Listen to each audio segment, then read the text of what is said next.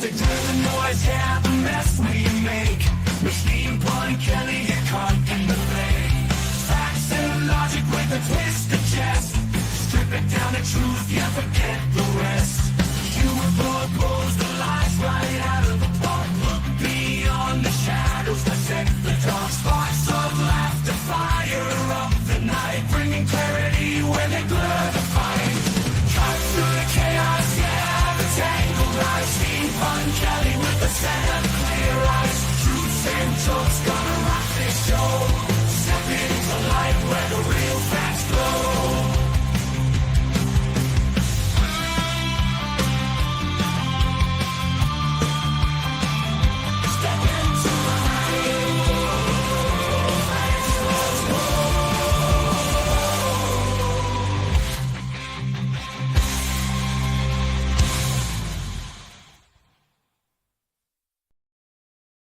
Hello and welcome to the Pun Show.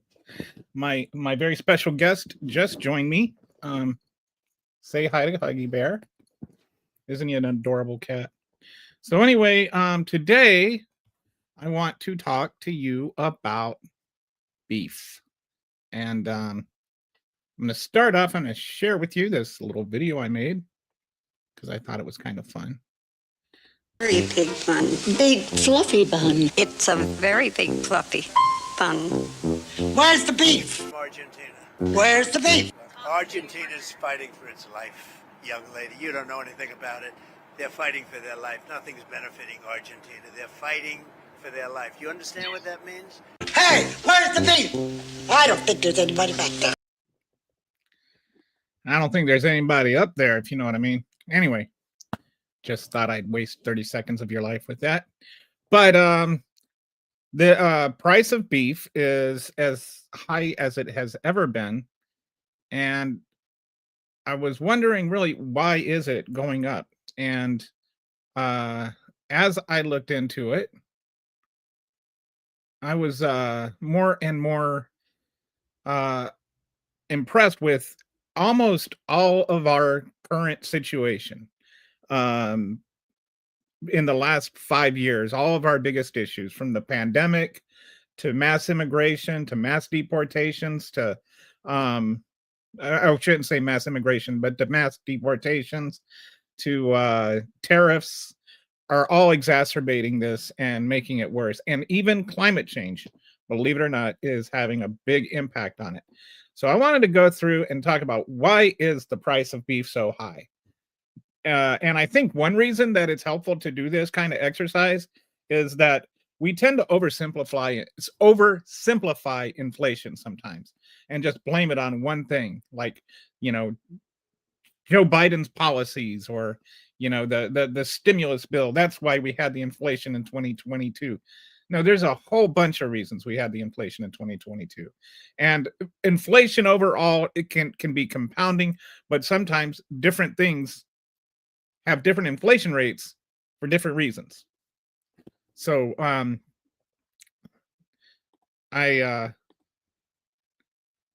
want to see if I can find a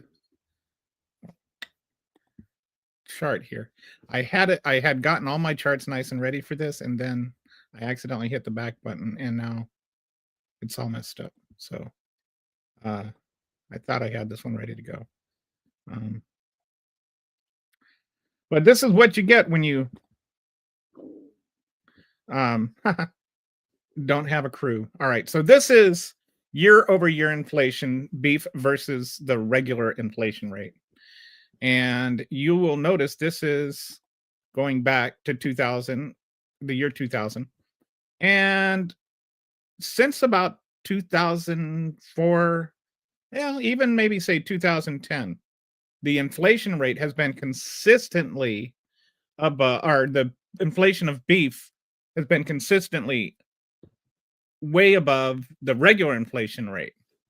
And you'll notice this massive spike in 2020 and 2021. And we'll get into why that is and why that is still affecting the beef prices. Believe it or not, the pandemic is still affecting the price of beef. It's not the only thing, but it is a major thing. And I'll explain why. but it's not something that started in the pandemic. Part of the reason we're having issues is that the the number of cattle we have has actually been in decline. If you look at this chart, it's been in decline since, like the 70s. And right now, we're even at a 75-year low. We have 87 million head now versus like 100 and almost double that back in the 50s. So why is it so so low? Well, there's a few reasons for that. So we're going to come over here and look at another chart. There's a few reasons for that. Here was our peak back in 75, 132 million. I'm sorry. And then I don't know why it contradicted itself. Anyway, now it's because that's anyway, since 1975 that's the peak. But there's several reasons. One is global competition. We're importing more beef from Brazil and Australia and other countries. We import about 15% of our beef now and produce about 85% of our own, and we export it too. But we'll get into it later, but like the tariffs on Brazil are 55%, I think now, or something like that. And that's going to raise the price of beef for the imported beef. And since the imported beef can raise their prices, domestic farmers also raise their prices, and not just the farmers, but the grocery stores and everything like that. Part of it is diet changes. We eat less beef as a society. We consume less beef, and depending on how old you are, you probably remember when like chicken became a thing, and it was always like eat chicken. Chicken breast meat is good for you. It's the healthy food, and that's before that, chicken breasts weren't the like the premium part of the bird. But there was a lot of energy around creating a chicken market. And then there was the other white meat from pork. And then there's another thing that's been happening over 75 years now, or over 45 years now, where we've been losing our small farms. We've lost about 500,000 small farms since 1980. And we're actually on schedule to lose another 400,000 between now and 2030. So 5 years, almost as much damage as in 45 years. And that's to do with farm consolidation. And some of that farm consolidation is they buy the farm and they use the land to grow ag crops because those are cheaper and more profitable than growing beef. So we have actually less beef for several reasons, more competition from other meats. But there's a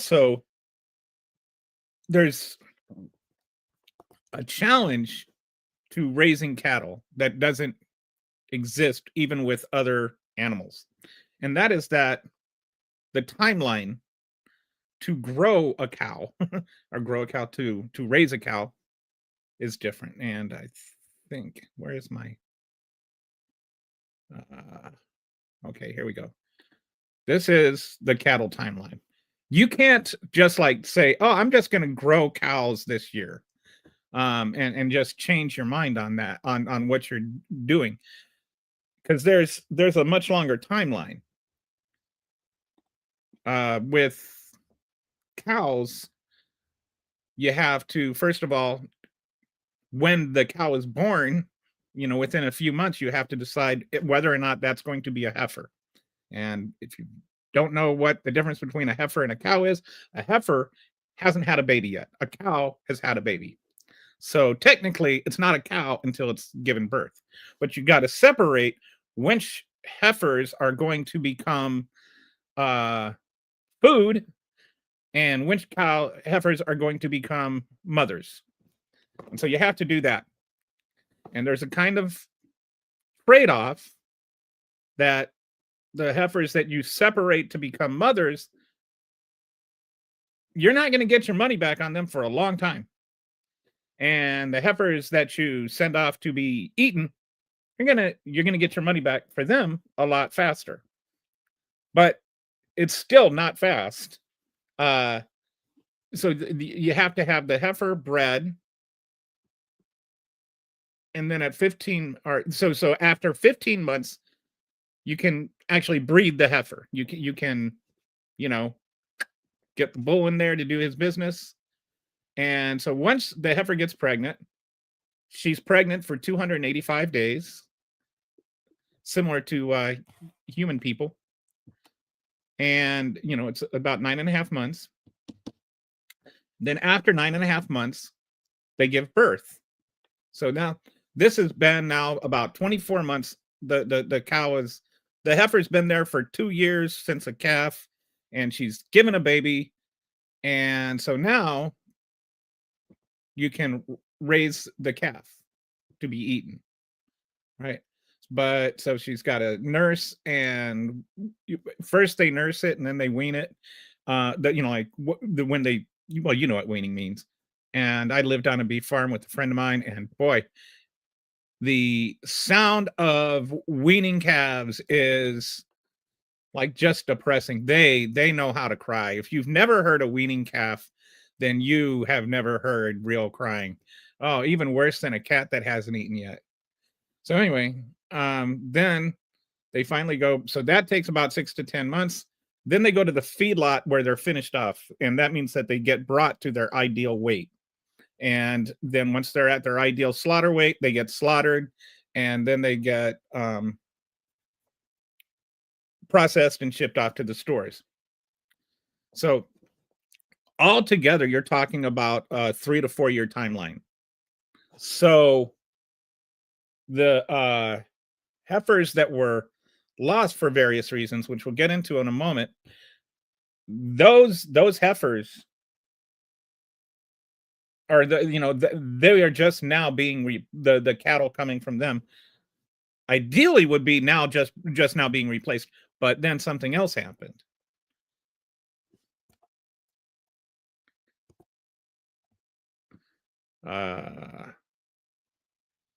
So here we're going to talk about the perfect storm, because it's not just the one thing. It's not just the pandemic.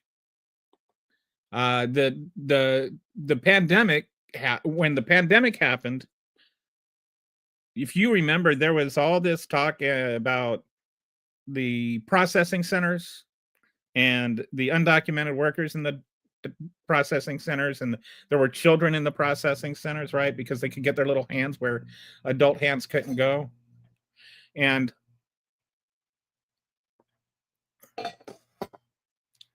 that they had to shut down some supply chains.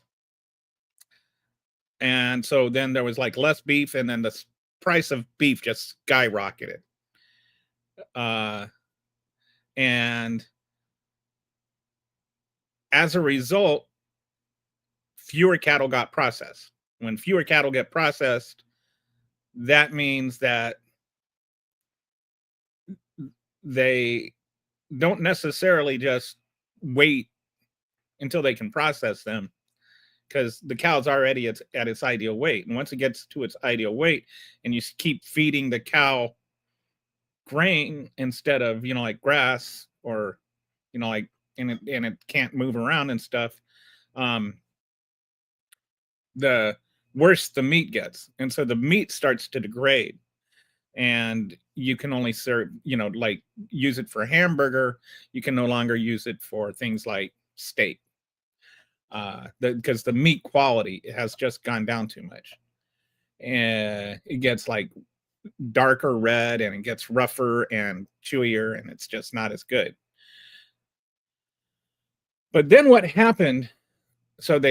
What happened with that is that the farmers were forced to cull their herds, and so they had fewer heifers to breed, which means it's going to have to breed a whole generation of new heifers to have heifers to stock, if you follow me, right? So we had fewer heifers. Then that was followed up by this severe mega drought in the plains and in the Midwest from 2021 to 2023, which, you know, nobody talks about. But that was actually the worst drought in the Midwest in 1,000 years. And it was made about 40% worse because of climate change. There's a bunch of reasons for that. Like if it's warmer, then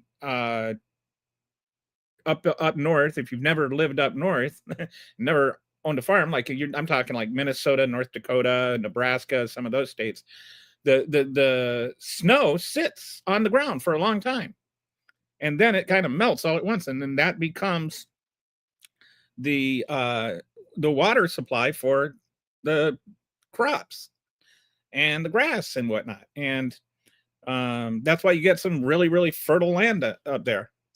And what happened is there just wasn't that snow melt to rely on anymore.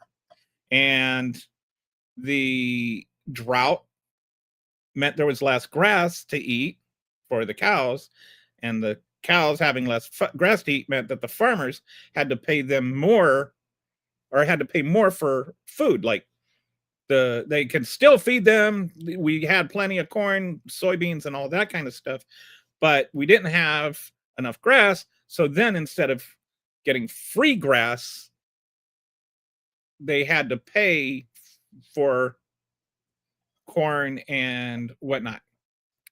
They have they call it silage, which is like when they shuck a corn and take all the kernels off, and they've got the cob left.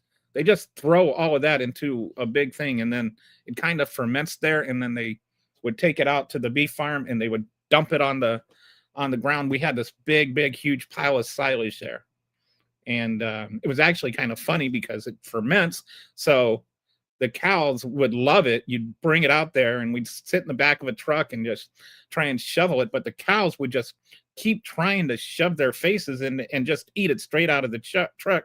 But then the cows in the back couldn't get any. And so it was like, you really had to fight those cows. I called them alcoholics. So yeah, they were drunks.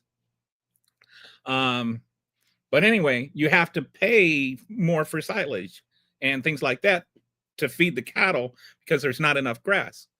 My friend Les, he would, he'd grow alfalfa out. He had a huge field and a tractor and everything, and go out and he'd grow alfalfa, and they could eat that. And then they also had other land, and they would just wander around and eat grass. And they were kind of like free range cows and stuff like that. It was kind of cool experience to live on a farm like that. Anyway, so they had to keep culling cows because they just could not feed them enough. And so they ended up having a 13.3% of the cows had to be culled in 2022, which is a record. So it's the worst drought in 1,200 years. I'm sorry.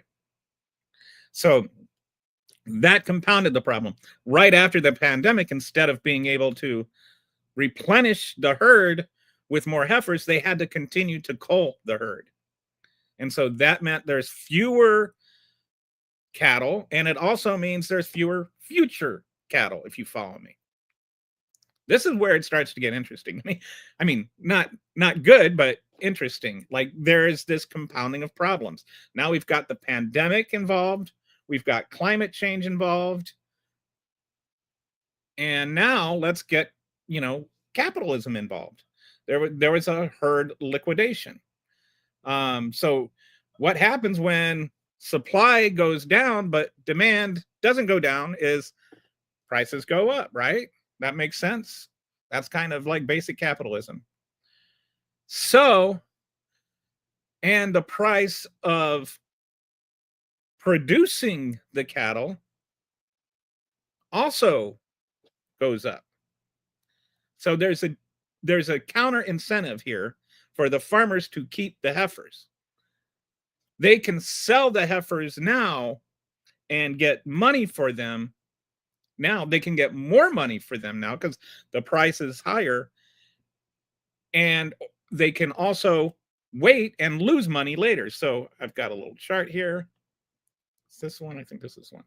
So this is their dilemma, right? They can lose revenue by not selling it and spend another $20,000 raising it. I don't think that's per cow, but I mean, the average farm, total 100. Anyway, I don't know what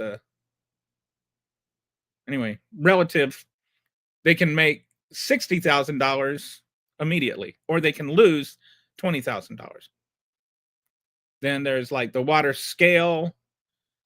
They have to pay more for water because cows need water too. Land maintenance is going up, which is because of tariffs. Right now we've got to worry about the tariffs, all the tariffs that are coming on. And it's not tariffs on food so much, because most of the food that the cattle eat is domestic, but the fence posts and the iron and the tractor supplies and all of that kind of stuff is raising the cost of food, or cost of maintaining the cows, just maintaining the farm. That goes up. Then you get the mass deportations. All of a sudden, like 25 to 40% of your workforce is gone. So then what you also have veterinary care, right? You know what you don't have to do with a slaughtered heifer is you don't have to give it medical care. But heifers you do, and especially, if they're on their way to becoming cows and they're pregnant, that's going to raise the cost of that too. And then the hay and feed went up, way up. So on average, they can either lose $100,000 or they can make $20,000. That makes a pretty easy decision financially, right? And I'm cost. I don't know what this is based on. This was produced by Claude, but anyway, you get the notion. There's a disincentive for the farmers to keep heifers. And then you've got the timeline that we talked about on top of that. Where'd it go? This one. Remember that? So right now we don't have enough heifers. And so we're 3 to 4 years away before beef prices start coming down. And that's with the assumption that farmers start keeping heifers. We need farmers to keep heifers to bring prices down, but it's not going to happen overnight. It's going to take years before it starts to happen. And it's been compounded by things like the pandemic, like climate change, like mass deportations, and like the tariffs. That's why I say it's the perfect storm of bad policy. There's so many things we could have done along the lines that would have mitigated this. I wouldn't say eliminated it, but it could have mitigated the damage done by it. Like, I don't think that there was any way that Trump could have prevented the pandemic, but I think he could have done more to mitigate the pandemic, which is why we had more deaths. We had the highest death rate of any country in the world. Or I think it was any country in the world. Last I checked anyway. So now let's go back to here. So the head liquidation, they're just getting, or herd liquidation. The other thing is that as the prices come down and the cost goes up, some farmers are starting to go, it's not worth it. We just don't have the money to handle this. And so what they started doing is just getting out of business. So the beef cow herd drops to 1951 levels. The smallest calf, smallest calf crop since 1948. Ranchers sell breeding heifers, and more profitable to sell than breed. And that is a huge problem right now. Is there is no financial incentive for farmers to sell their cows or to keep their heifers. And so now, because we've had fewer heifers for so long, we're getting to the point where we're going to have fewer calves, which means fewer heads of cattle to sell and eat. And we're not. And then what you get when you lower the supply and you don't lower the demand, you raise the price. So now we are, as a result of this perfect storm of horrible policy, we are seeing record high prices.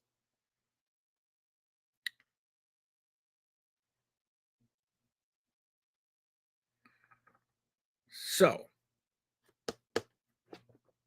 what can we do about it? Did I?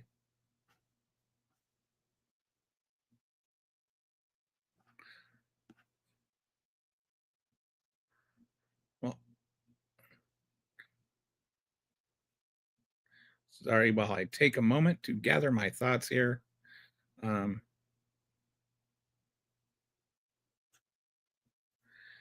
It's going to take at least 2 or 3 years. But what we need to do, since the problem right now is it is against the farmer's best interest to keep heifers. How about this? This is my solution. I'm not trying to say I'm a genius or anything, but this to me seems like a pretty obvious solution. How about instead of subsidizing Argentina, we subsidize our own farmers? How about some of that $40 billion we're sending to Argentina? Instead, we send to small farmers, because right now, every time you talk about farm subsidies, you need to understand that farm subsidies go to the large farms, not the small farms.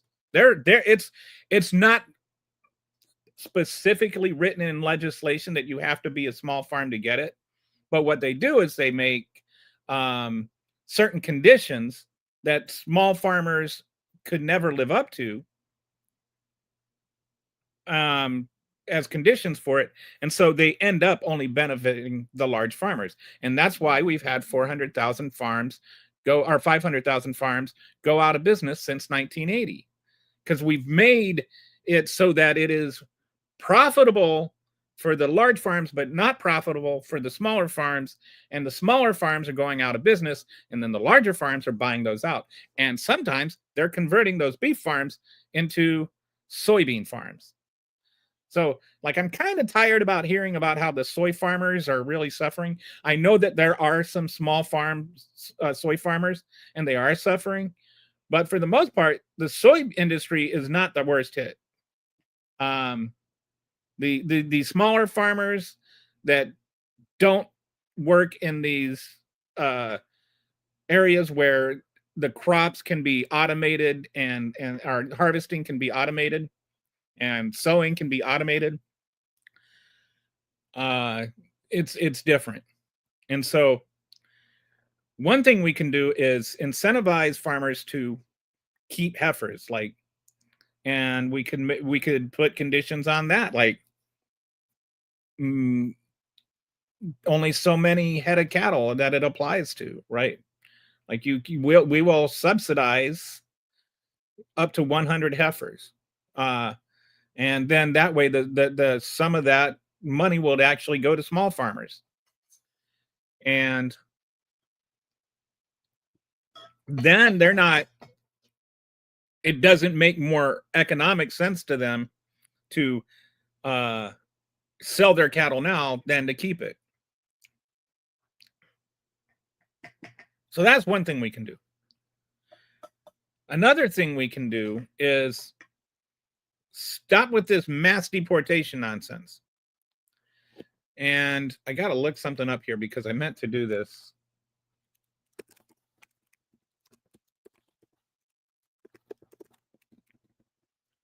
Just wondering if the meat.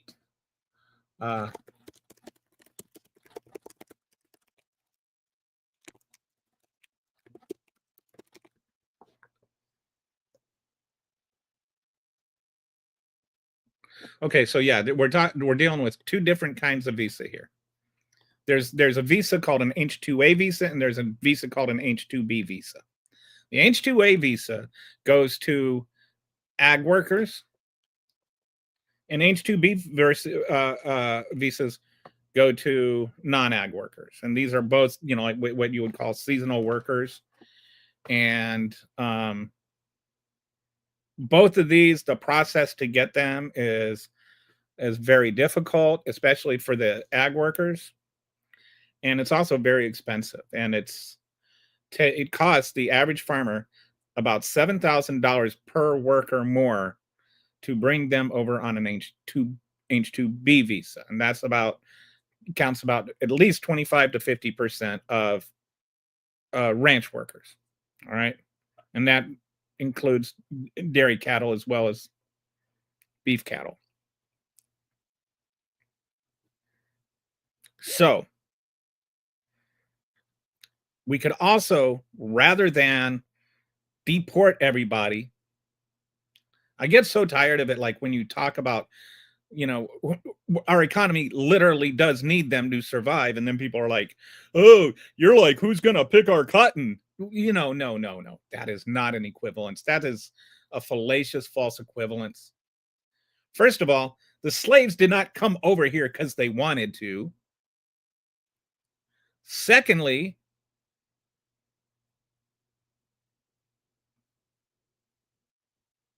the big second difference is that migrants are paid, right? they are allowed to leave if they want. They're not going to get their foot chopped off if they run away. Like, there is a massive sociological difference between being a slave and being a migrant worker who came over here because you wanted to, and you want to do that work, right? The other thing that's fallacious about that whole thing is if you want to follow that to its logical conclusion, then you are on the side of, once the blacks were freed, we need to send them back to Africa. Like, if you want to be logically consistent in your little fallacy there.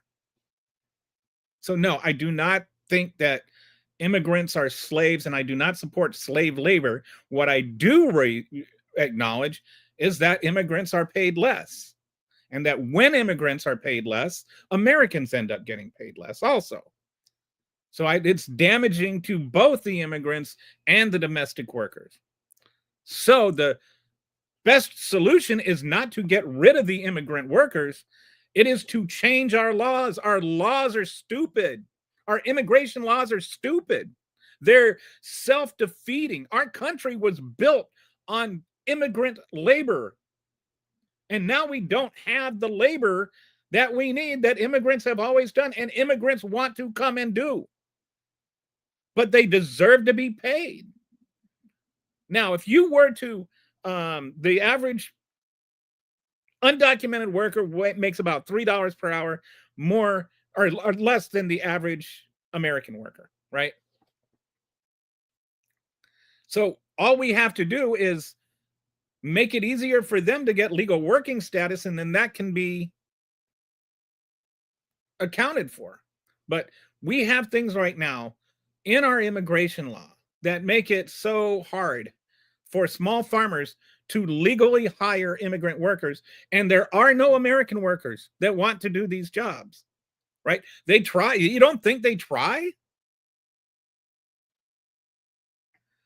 They're just not there. How many of you want to go move out into West Texas and raise cattle? You might like this, these shows about it, well, or Wyoming or whatever it is. Makes for good TV. Don't see anybody wanting to live there, like live in a cabin on a ranch. But the larger farms can build like these cabins and these bunk cabins and stuff like that where people stay. One of the things you have to pay for if you're bringing somebody over an H-1 visa is you have to pay for their travel and you have to pay for their lodging. The undocumented workers that you're paying for, you don't have to pay for their lodging. So get rid of that.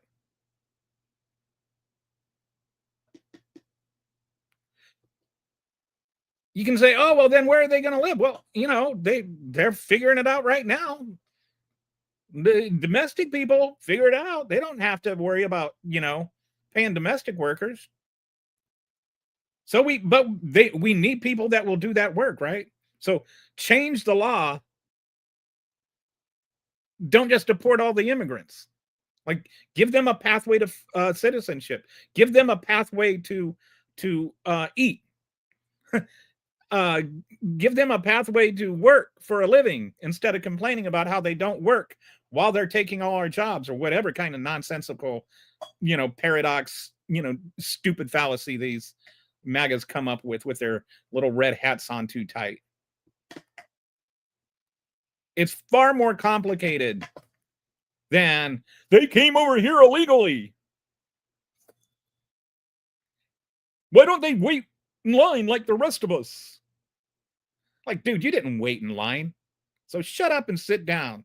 All you did was pop out of a vagina. You didn't accomplish anything.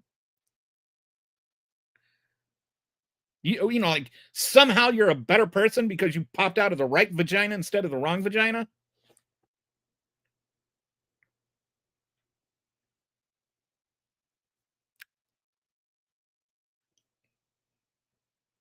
So anyway, let's provide a pathway to citizenship.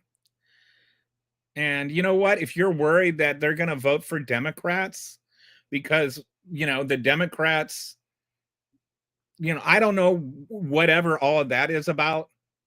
You know, like you're on the one hand, you're talking about how the Latino vote is, you know, swinging towards Trump, but at the same time, you're all worried that every Latino that is going to vote in 5 years is going to vote for Democrats. And so this is some master plan by who, I don't know, George Soros, perhaps. Like, just stop with all the silly racist arguments and stop saying they're not racist, because you know they are, and we know they are. And so let's just stop pretending they're not.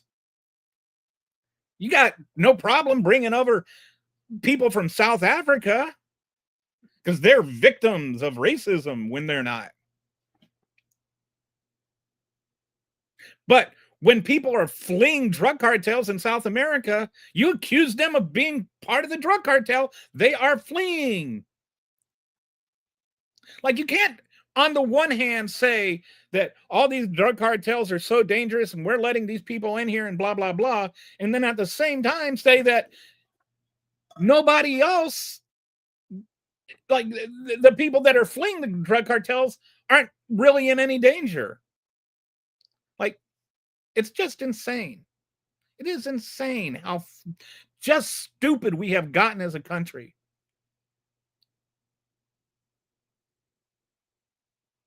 And one of the stupidest things that we have been talking about over the last 10 years is this danger that all these immigrants are coming through. Even like we've had 4.5 million immigrants that came that you know, there's a lot of misguided and deliberately so rhetoric about how many immigrants came over under Biden. You know, and all the gotaways, you know, it's like gotaways is a made up number.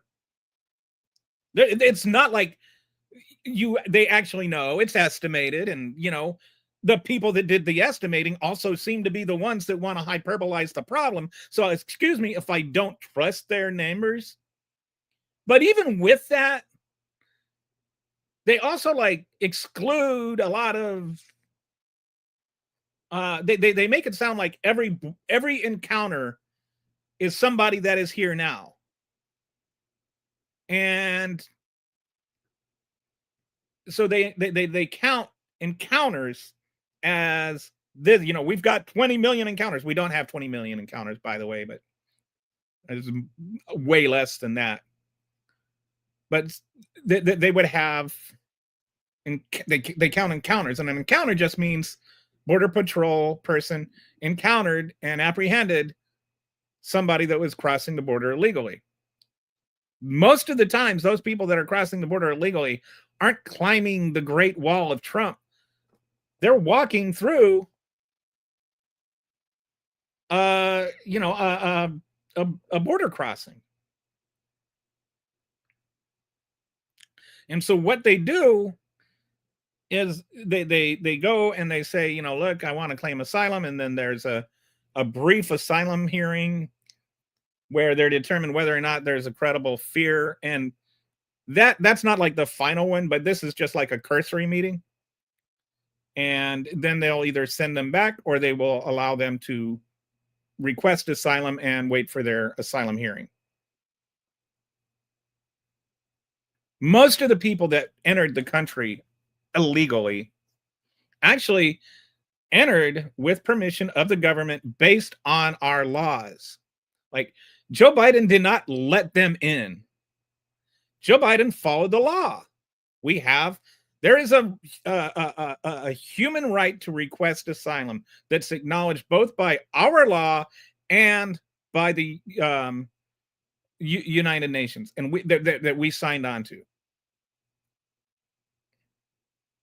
And the reason we have asylum laws is after World War II, when all these people that the Germans were persecuting had tried to go to other countries, and they were just turned back and ended up getting murdered, including Jewish people, including gays, including transgender people, including socialists, including communists, including all the same people that MAGAs hate now.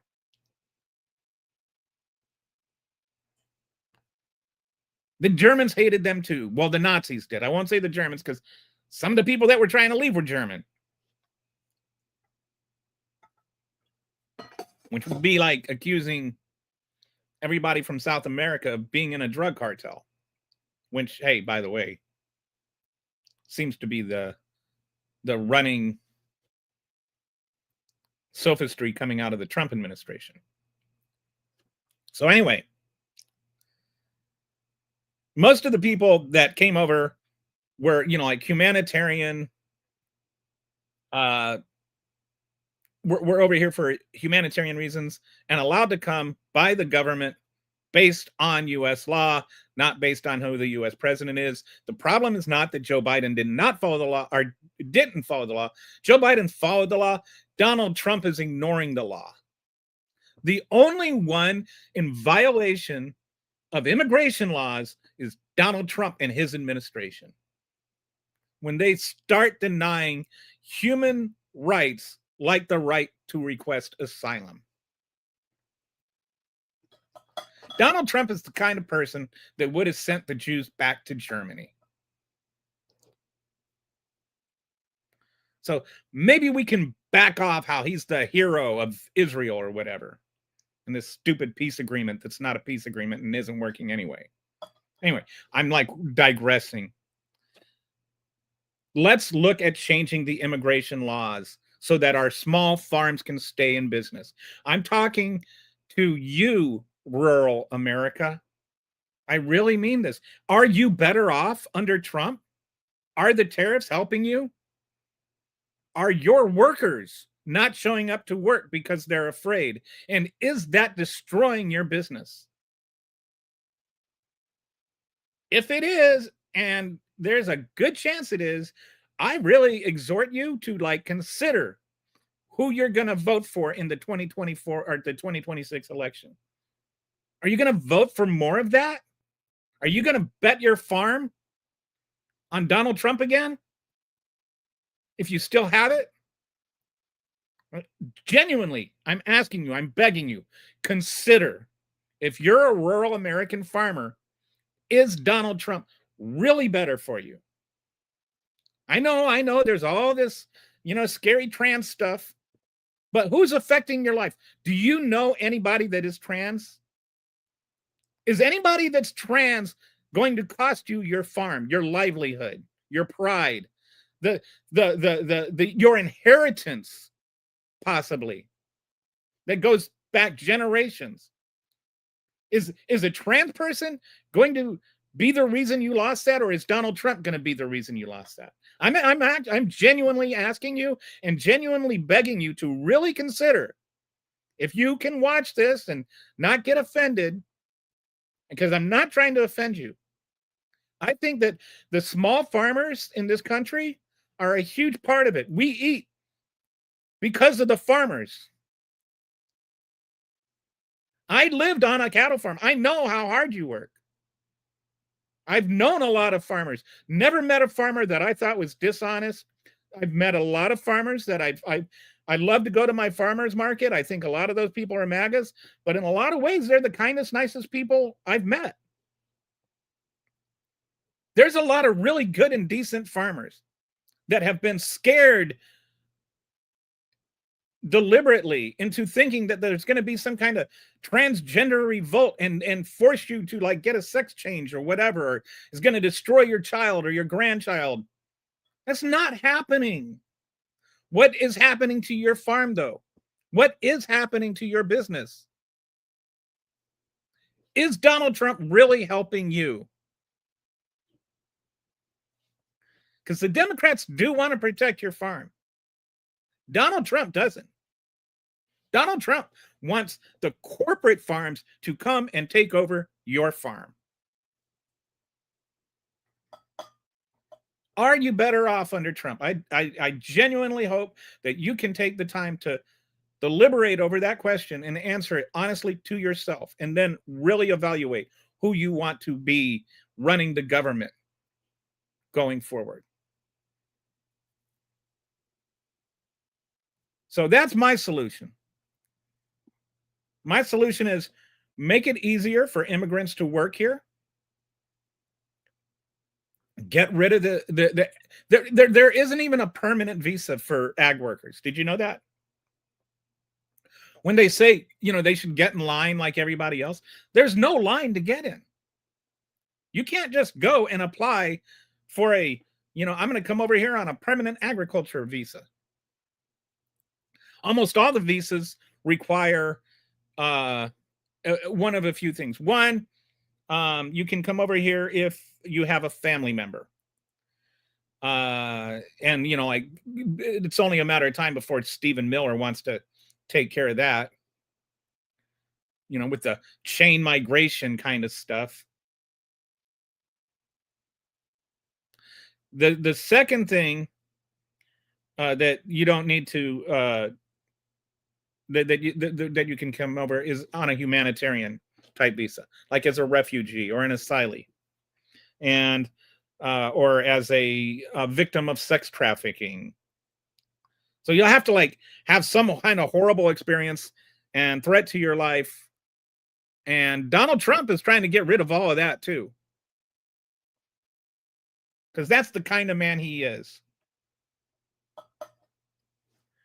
The third way you can come over here is if you're an expert in your field, and that's how Melania, expert model, whatever that means, on an Einstein visa, or you can have there's the working visas that are pretty much, if you don't have a college degree, you're not going to get that job, or you're not going to, you have to get the job to come over. You can't come over here and look for a job for one of those. You have to apply for the job and get the job. And, there's just no way you're going to get most of these jobs.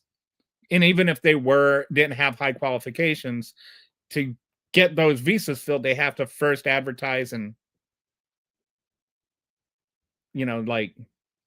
show that they didn't get enough qualified applicants, which, by the way, is I think why, if you've ever looked for jobs on LinkedIn, and you'll have people that will rerun the same jobs over and over again, and there's 25,000 applicants, and then nobody ever gets the job. It's because they're just trying to go through the motions of pretending they tried to find somebody and they just couldn't find a qualified applicant, and so they need to bring over somebody from India or China or whatever. And I'm not begrudging people for wanting to come over here.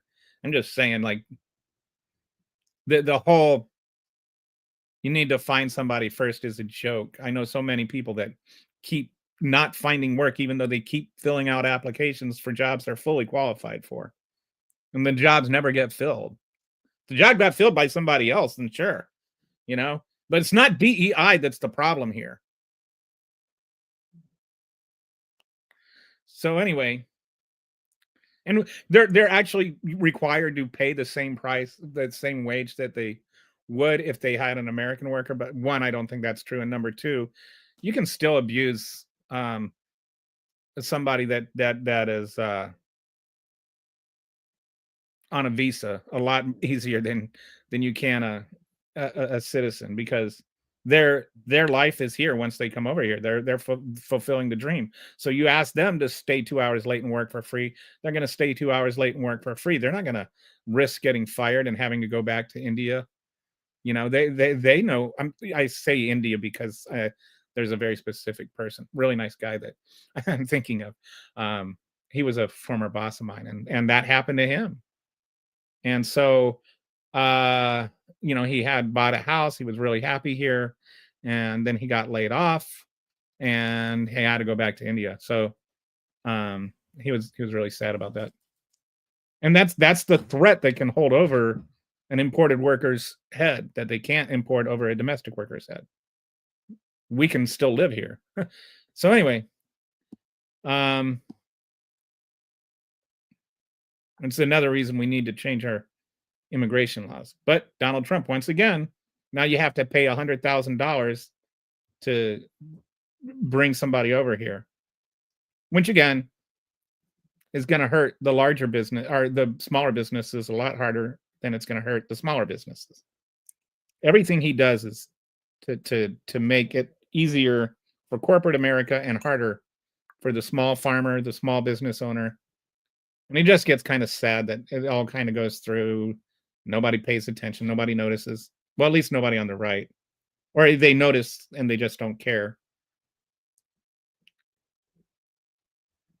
But, you know, there's no immediate solution for this whole cattle issue or the beef price. Nothing's going to bring it down overnight.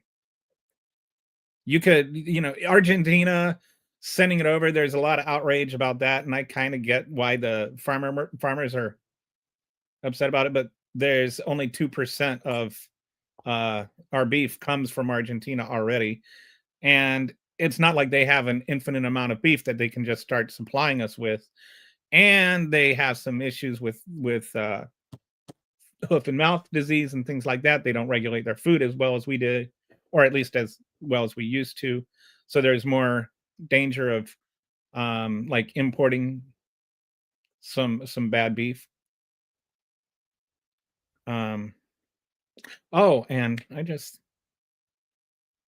thought of something that I forgot to mention, and that is with the another big part of the processing issue with undocumented workers not showing up to work. What happens is you feed your cattle to a certain point, and you know, to its ideal butcher weight, and then you slaughter it, you hang it up in the cooler for a couple of days, then you process it, and then it goes to the store, ideally. Well, what's happening is with none of the with migrants afraid of showing up for work, you're losing. Either the meat becomes damaged, it's called, or it becomes spoiled. And if it's damaged, it means that it's been waiting too long, and you can still chop it up and use it for ground beef, but the prime cuts are not worth what they were. And then spoiled means that they chopped it, and then in the process of waiting for it to be butchered, they chop it up and they hang it and they drain the blood out and everything like that. And then, but if it waits too long, it just gets spoiled and they just have to throw it away. And I think since 2020, they've had to, they've either lost in value through damaged beef or just had to, or through spoiled beef. Like over $10 billion has been lost due to loss and damaged beef over the last 5 years. So a lot of that has to do with reduced labor, and a lot of that has to do with deportations. Anyway, so we need to have workers that can help process the beef, that can help raise the beef, and we need to have an incentive for farmers to want to raise heifers instead of sell them and cull them. Otherwise, it's just going to keep getting smaller, and it's going to keep getting more expensive to raise them. Now, some people I know, I can hear, and I totally understand what you're saying. Is there's the whole thing with climate change and cow flatulence that contributes to it, and I think methane is a very serious issue, and that is a very serious issue. So maybe in some ways this is a good thing to just keep going down this, but if you're going to do that, then at least figure out how to. The farmers aren't going to lose their farms. I think there's some there's some interesting scenarios that people are looking at to resolve that issue. And then like some of the farms that they live on is not ideal for.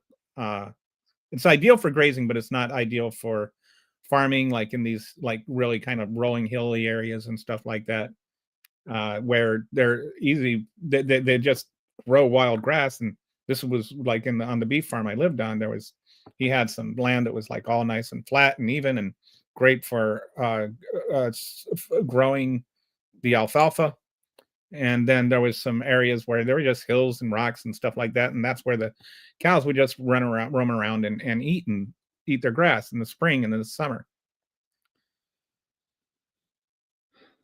So there's a lot more things that are complicated about this, but we need to work through those complications. And mostly, I just wanted to talk about why the beef was so high.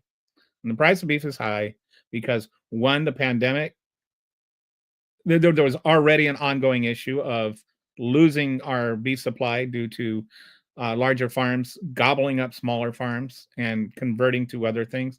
And then there's also a part of the problem was the pandemic with the forcing farmers to cull their herds and sell their heifers.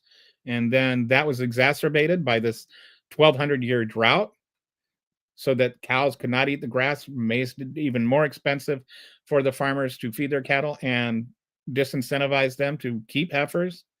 And now, on top of all that, you've got the mass deportations and the tariffs, once again, raising the prices even more for the farmers so that they have more incentive. And then all of that, when the price of beef goes up as high as it is, there's a disincentive to keep your heifers, and there's an incentive to sell your heifers, because you're going to get a lot more money now than you would have if you had, a year ago or 2 years ago or 10 years ago, even relative to inflation. That's why I wanted to show.